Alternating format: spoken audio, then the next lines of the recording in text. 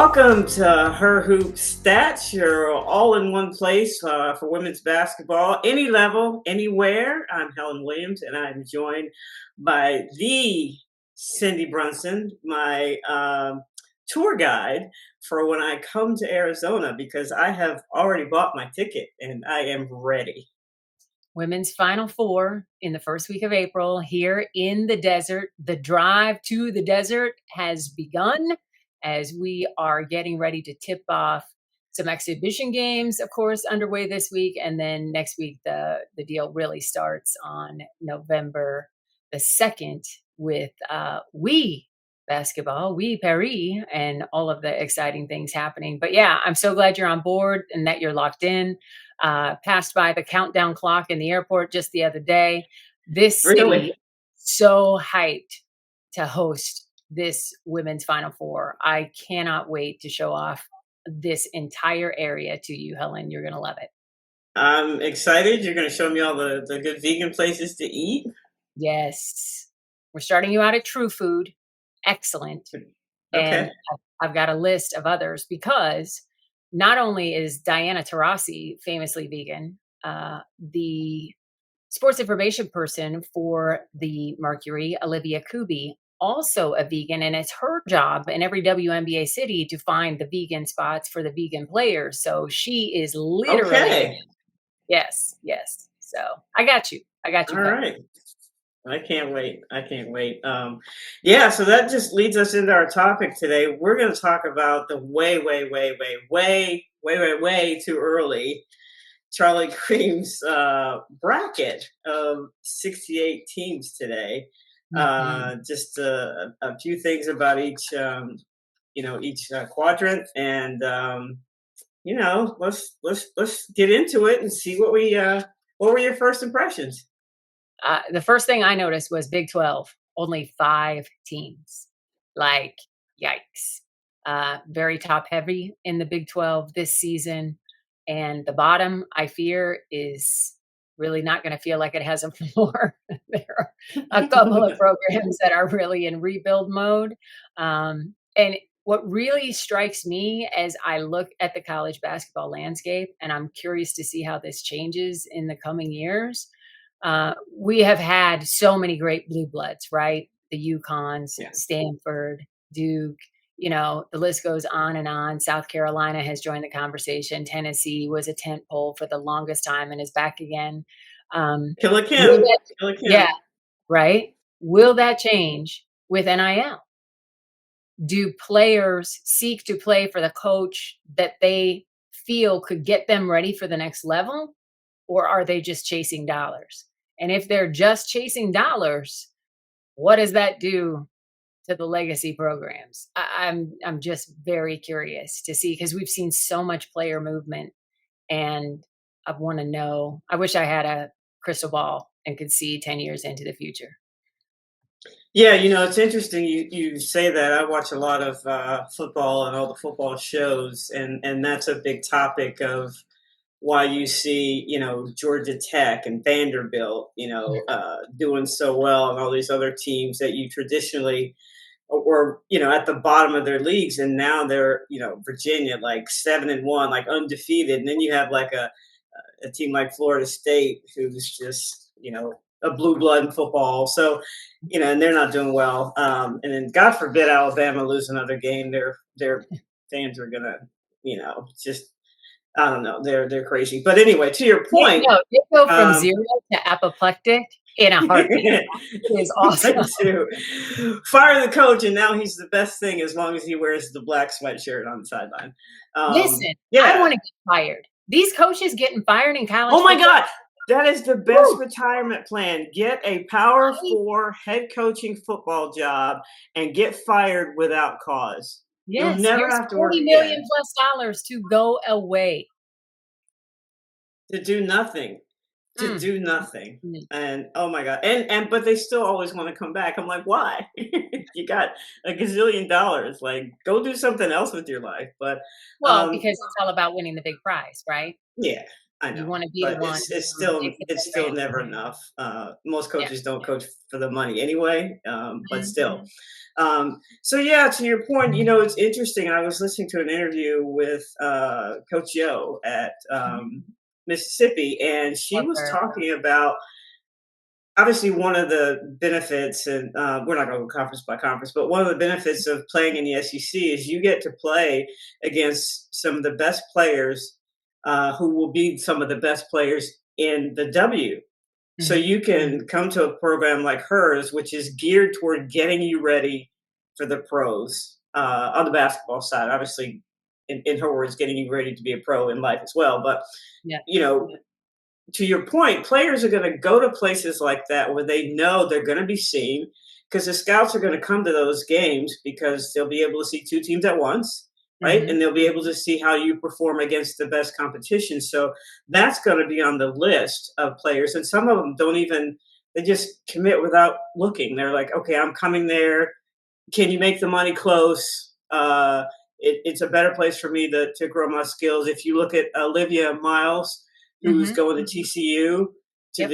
the point guard whisperer, Yeah. she's going because she wants to get better at the pick and roll and coming Mhm. off Get those a pro pick and level rolls offense. and going down, yet going Yep. downhill and being able to read, offenses. So that was she wanted to get better. She could have gone to the pros obviously last year, but that was her main Mhm. thing was like, I gotta get better. And obviously she wanted to be a second year off her ACL in Yeah. terms of, feeling good about her body. But that's Mhm. specifically why she went there. I want to get better so that I can go against, the best players and be ready for the Mhm. pros. So your And point is well taken. well, and as the money gets better in the WNBA, then does that also become a part of the consideration, right?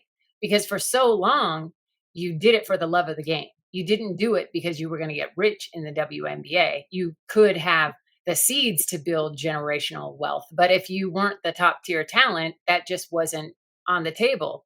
But now, if the pay us what you owe us mantra is heard by All leadership right, in the let's show WNBA, everybody your shirt. Show everybody your shirt. well, this is just everyone watches women's sports, Okay, but but to the yeah, point, they gotta yeah, pay them because they're watching yes. them.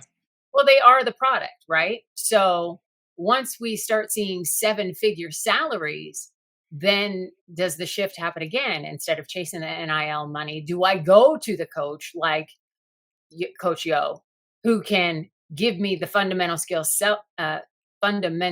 set needed at the next level? So I'm just the next 3, 4, 5, 10 years is going to be so interesting in college to see how it plays out and what players are going to prioritize. Yeah, and if you're a coach, you're gonna have to evolve. If I want the best Oh, players, what does my company look like? Not mhm. program. What does Right. my company look like? I'm the CEO. I've got a GM now. We've got Mhm. salaries and payroll. One of the things that she mentioned I thought was very interesting was she said she studied the NBA and how they appropriated their money. Yeah. 20% to the top, 10, so you're going to have to come in with a plan like that if you're going to be successful in attracting the players, and then you're going to have to be adept at being able to get in a truncated season, being able to build some sort of culture and chemistry, Mhm. so that you can win games. Yep. It's really interesting how the coaches are going to have to evolve as well. And that's what I love. You can see it in real time, right? With Caldwell at Tennessee. Her whole salary is incentive based. You produce, we pay you. So whatever little notch she can put in her belt, SEC champion, SEC tournament, NCAA tournament, so on and so on. And she has been given the NIL check to go get the players that she needs. And it's based on the more you win, the more you'll get. So it's an interesting scenario. And so far, it's been incredibly successful. And I'm, I've looked to the Lady Vols to see, okay, is this what it's going to look like for everybody?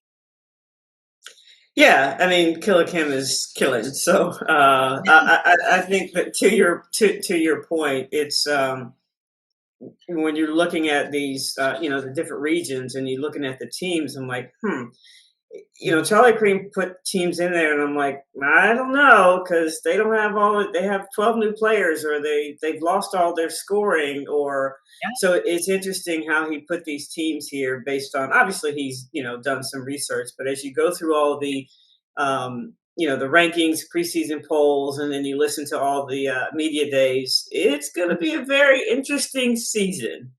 Oh, 100%. Yeah. Um, I know we're not gonna go conference by conference. In the Big East, I'm very curious to see what Marquette looks like. Seems like they've really built a beautifully balanced team, and I'm so glad I have Big East on my schedule because I cannot wait to see what that looks like in person. And then Somebody on needs to challenge UConn. right, right? Just give him something, make him sweat, make Gino sweat, make him wipe his brow, that whole deal. Um, and then I was surprised to see that Charlie had SMU in the tournament. I was like, That caught my eye too, because I'm like, yeah. I was how like, we have okay, no idea what her team's going to look like. I mean, I know she brought two or three players from Arizona. She right? lost Jada Williams to Iowa State, Yep. but like, how do you even uh, come up with that? Because you don't know how they're going to gel. You don't know if people are going to be injured. Yeah. Don't know the rest of the team that they have. I'm not sure when this was the 28th, but I'm not sure when Right. he started putting these things together. So that caught my eye to SMU, although I know they have some money, that oil money. So I'm sure, I'm sure that NIL is, those coffers are full. Okay, so the Pony Express is legit. It's legit now. You can pay Okay. your players, and they can buy their own cars. Yeah, yeah, that's true. Well, I think part of it's street cred for Adia, right? She's been to a Final Four. She Yes. knows what that looks like. She has built a program. I mean, she took Arizona from the very basement to the tippy top. So she understands the assignment. And then she has Ty Skinner, one of the most elite scorers the country has ever seen, and will get to be reintroduced to now in the ACC. And I'm super excited for that. So she kind of has the pieces that have given her success in years past. You swap out Ari McDonald and put in Ty Skinner, and bada bing, bada Yeah. boom. Uh, she could be chasing NCAA trips and beyond. So I think it's the known quantity factor, but it did. I was like, oh, okay, Charlie. Let me just stay tuned to this. And isn't it wonderful? We couldn't have this conversation 5 years ago. Charlie Cream was Yeah. not putting out brackets until halfway through conference play. Like, to be here before the regular season has even tipped off and to be able to have this conversation, it's a credit to all of the players and coaches and all of their hard work and the families that have sacrificed for them to get to this point. But the fans who have bought in and bought tickets and who are like yourself, who've already made plans to be at the Final Four, we are driving this, and the networks and everybody else is paying attention, and we finally get to talk about it on big formats like we always dreamed of doing, and it's just such a blessing to be able to do so. Yeah, and if you look at the early numbers, he's got, this is incredible. Big Ten 13 bids, ACC Mhm. 11, SEC 10, Big 12 5, Big East 2, Atlantic 10 2. Yeah. So to your point, are the rich gonna get richer? To continue the Power Four, because that's who's gonna have most of the money. Right. And we in years past, we've always looked to the football programs. How big is football? And what can be benefited from the trickle down economics in the athletics department to benefit women's basketball?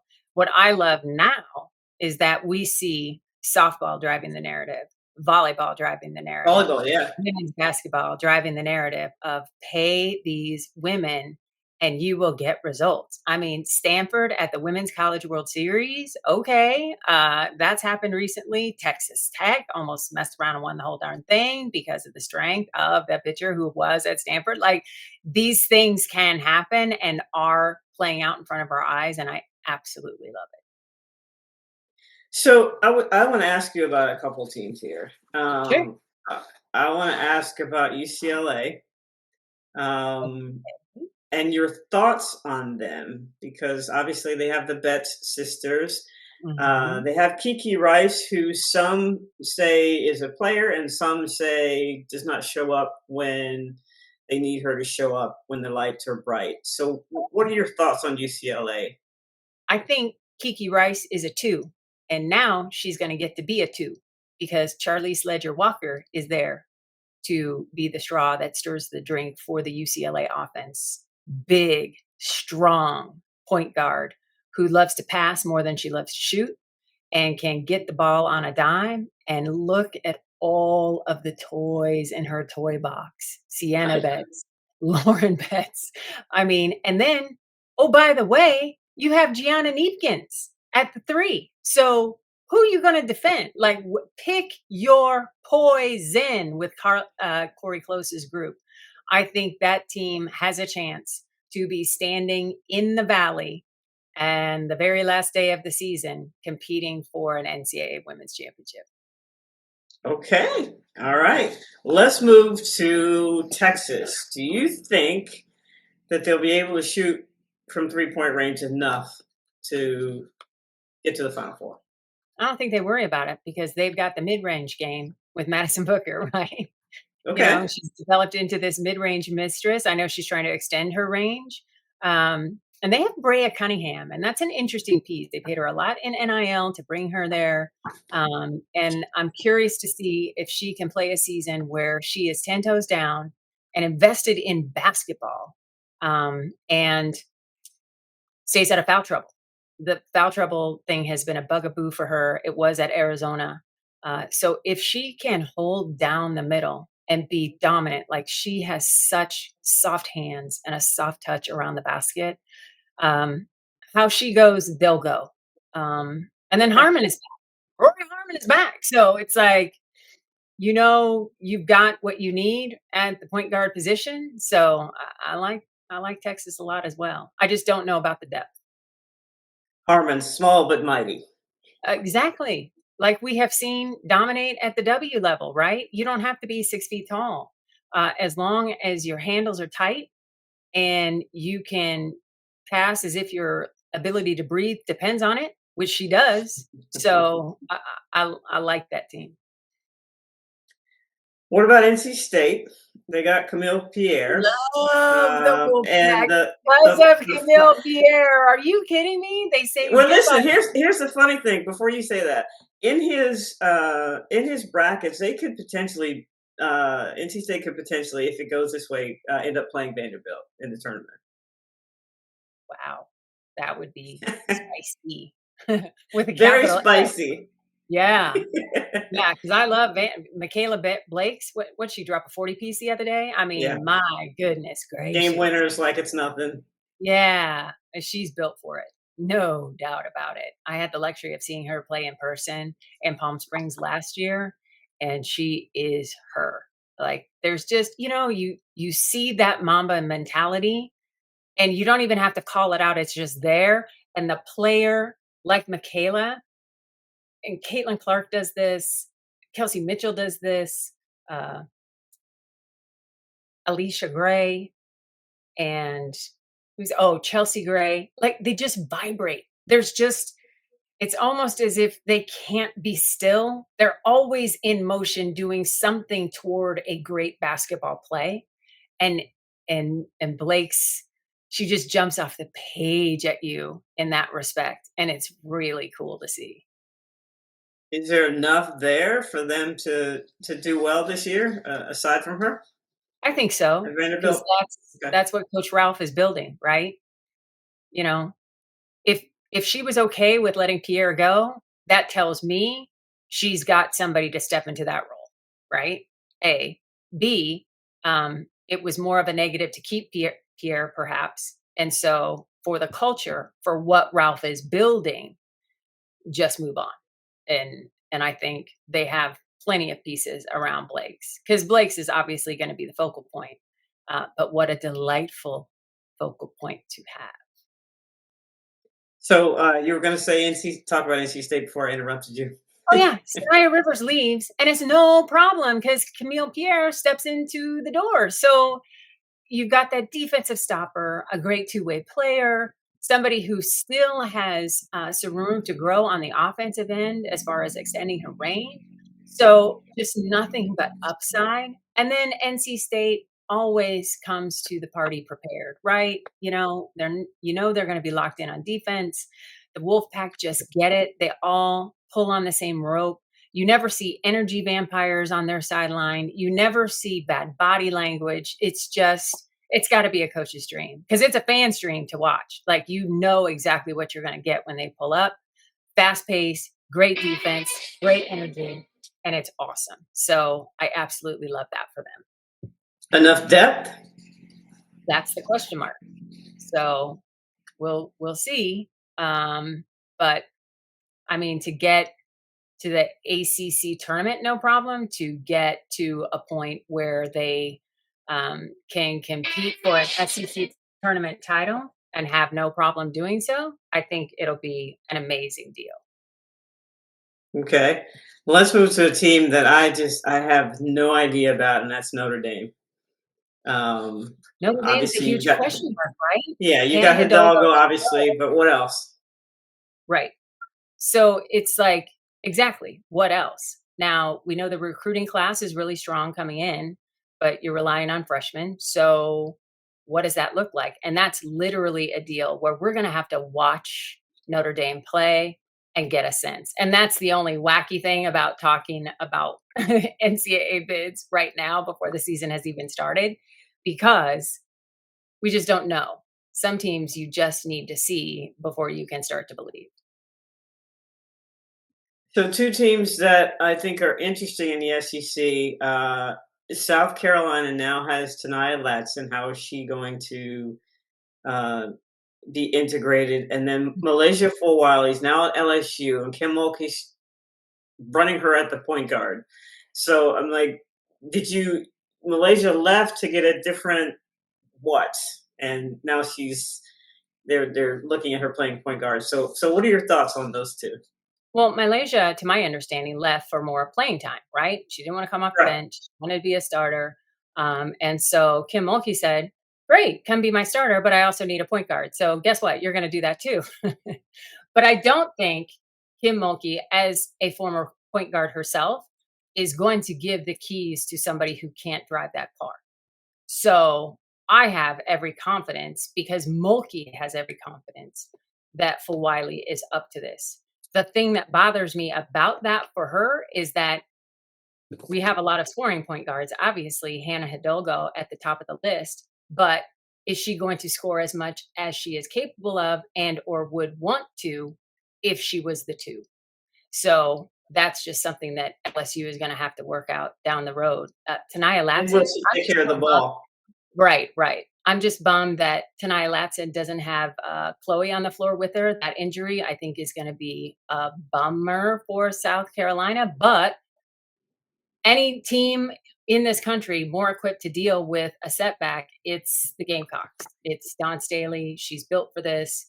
They've had injuries before where you thought, oh, that's just going to be devastating, and they find a way and cut down nets anyway. So I'm very curious to see what Latson looks, because Tanaya made this shift, right? Because Florida State, as good as it was with her, wasn't in that upper echelon conversation, wasn't getting all of the eyeballs that a South Carolina Exactly. and get. So she went to be under the bright lights. So now we get to see what that looks like for her. And I could not be more excited, because she is a walking bucket. She is, Alicia Gray now. Like, what Leash is doing now, several years into her WNBA career, that's what Latson does on the regular in college. So I cannot wait to see that unfold. Some teams with some coaches that I think need to win this year. Ooh, Florida. Need to win. Florida. Okay. Georgia. Ooh. Virginia. Yep. Do you add anybody to that list? I would say Texas Tech. That program has a lot of bells and whistles. Brand new practice facility, NIL that is stout. They just literally turn to Patrick Mahomes and say, "Can you write a check?" And it happens. So that's not a problem. Coach Gerlich cleared out her previous assistants and has a whole new staff. and is still waiting to see what kind of players are there. But for all the money that university pours into women's athletics, I think this is make or break for Girlich, because you can't have more access to everything that coaches are pining for and fighting for, and that's NIL. So I would be circling Texas Tech for sure, just because the pressure has got to be on. How do you think South Florida is going to be since they have an interim coach now? I think they're going to be fine. I think what Coach Fernandez built there is stable, right? He's been there forever. The culture is in place. And he has been somebody, and this is why he appealed to the WNBA level, is he has always recruited well internationally and found the diamonds in the rough and got them to come to South Florida. So his philosophy, I think, will continue, much like we didn't see much drop off when Lynn Roberts left for the Sparks and Gavin took over for her. So I think it'll be pretty seamless. South Florida is still going to want to shoot the lights out from three. They're still going to want to, play good defense and just make you wish they weren't on your schedule. So it's that's just what he's built. Yeah. All right. My last question: is there anybody that you think will make the tournament that people don't think will make the tournament, that won't expect them to do well? Ooh, that's a great question. I'm going to say in my backyard, because there's only 5 teams from the Big 12 that have made this cut, Arizona State. It's a Okay. mystery, New but coach. Molly Miller, she is a spark, man. And I saw what she did at GCU. There's a reason why she's at ASU. What she did for Grand Canyon to put that institution on the map and make them a factor in women's basketball out of nowhere. Um, I think, and she also has some pretty good NIL. They've talked about the new renderings coming through for the new facility. They're going to upgrade and drastically improve their current situation. It used to be Wells Fargo Arena. I forget the name of it now, but so that's in place. So she can use that as a recruiting tool as well. James Harden built a beautiful practice facility, so that's not a question mark. So I think she has enough of the pieces in place, and she's got size. She's got size and speed, so it'll be interesting. Now it's just, what happens in practice and the shots being made, will they fall in a game? What does it look? Does it translate? But I think she would be somebody to keep an eye on, just because she gets her players to compete for 40 minutes.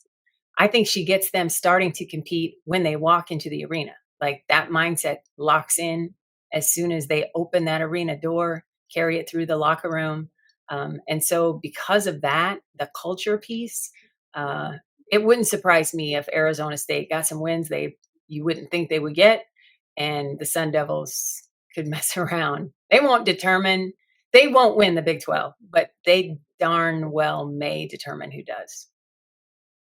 Okay, clip it. Last time we clipped Clemson for me, we're going to clip BMAC. You're going to clip Arizona State for Cindy.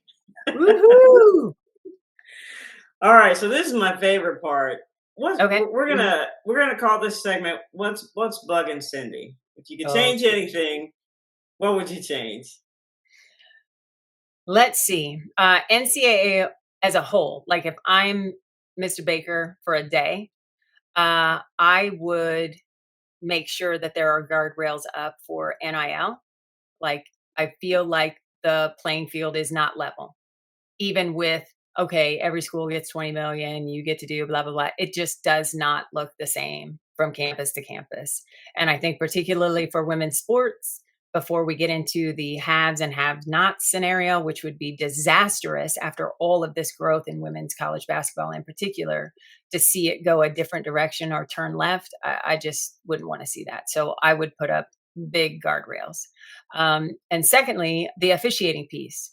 I would be very intentional about getting former players to become officials, because I just don't feel like we have enough of those. And I think they would have a different level of athleticism and instinct that would make the process so much better for women's college basketball, because we don't see it getting away like it is in the WNBA, where the athleticism, the speed, and the skill is just passing a lot. It feels like some of these referees by. It's not happening as much at the college level, but boy, when it starts tournament time and those whistles blow without explanation, you're like, wait a minute, that person is not ready for this. So, a better grading system, and to bring in more former players because they know it, they have lived it, they get it, and they understand it better than anybody else who's like, yeah, I think I'm going to become an official. Like, um, I think it would really make a difference. Yeah, I think they would have better relationships with the coaches too. Yes.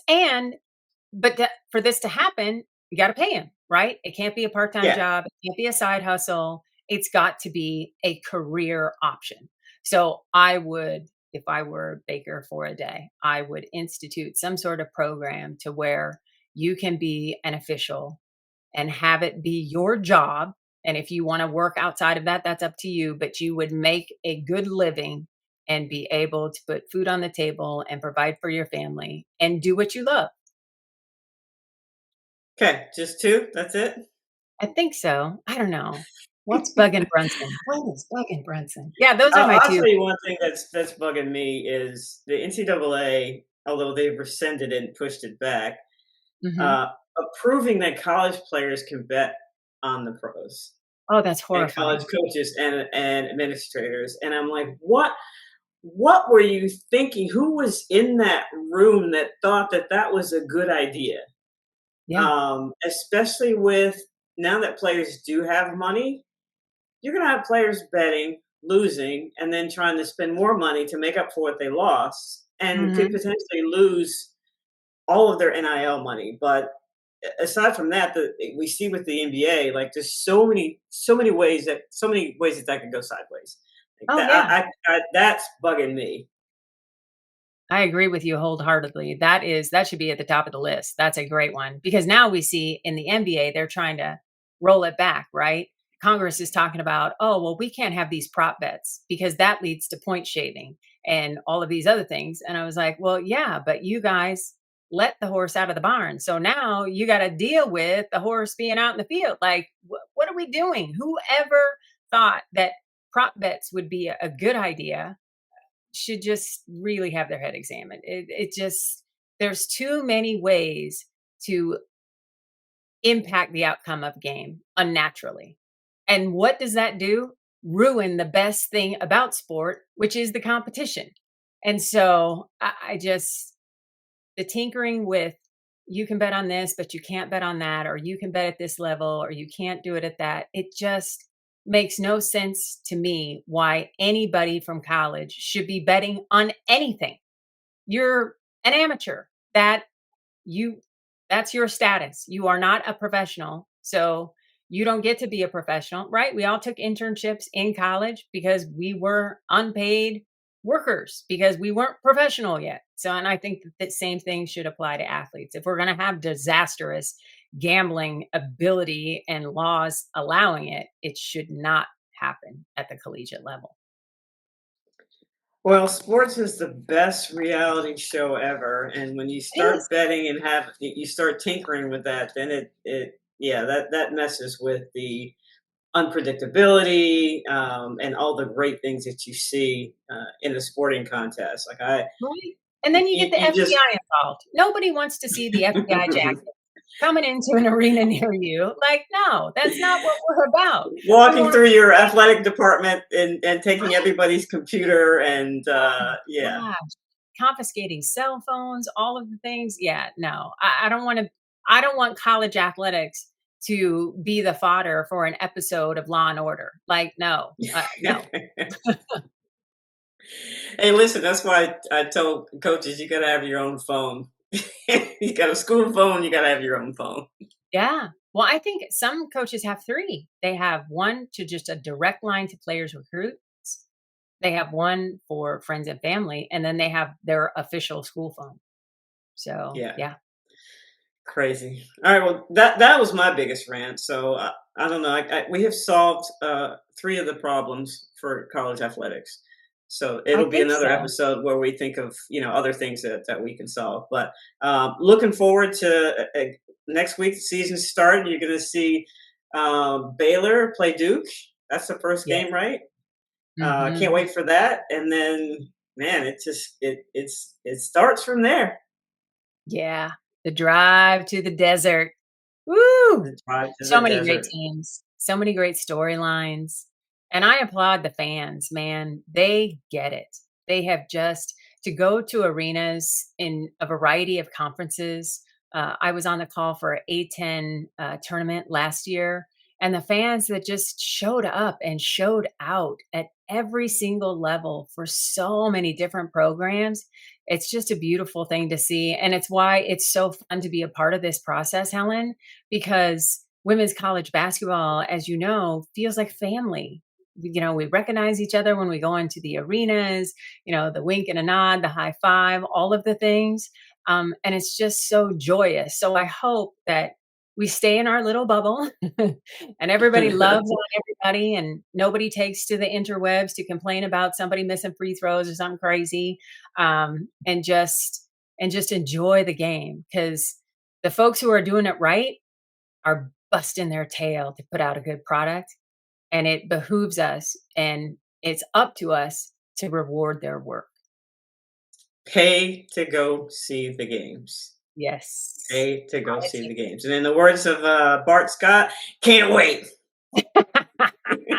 That's a good Bart Scott impersonation. I like that, Helen. I didn't know you had that in you. Well, a little something, something. I'm versatile. I'm I like versatile. that. I like Uh, that. I don't know about you, Helen, but I am so excited for Halloween. I love greeting the trick or treaters. I am a full size candy bar household. I don't mess Full around. size. Listen, I Oh, wanna win the imaginary prize for best house, and the only way I can do that is to do full-size candy bars. It's a tradition unlike any other, it's what I do, and here's the real rub. If any young little girl or boy walks up to my house wearing a jersey of a player, especially in the WNBA or women's college basketball, and is dressed up as their favorite player, they get 3 candy bars. Period, full stop. They don't even three. have to trick or treat. I'm already handing them, "Would you like a Reese's, a Snickers, M&Ms? You tell me what you want." And it never fails, and this is why I do it. First of all, to support people who love women's sports. Second, whoever they're with, their little guy friend, the little robot or Dracula, gets all in his feelings because he's not getting the same amount of candy. And it's like, make better costume decisions down the road. There is a reward waiting for you. At And Miss Cindy's house, you got to wear a jersey if you want extra candy. that's it. And it's even got into the coach sphere.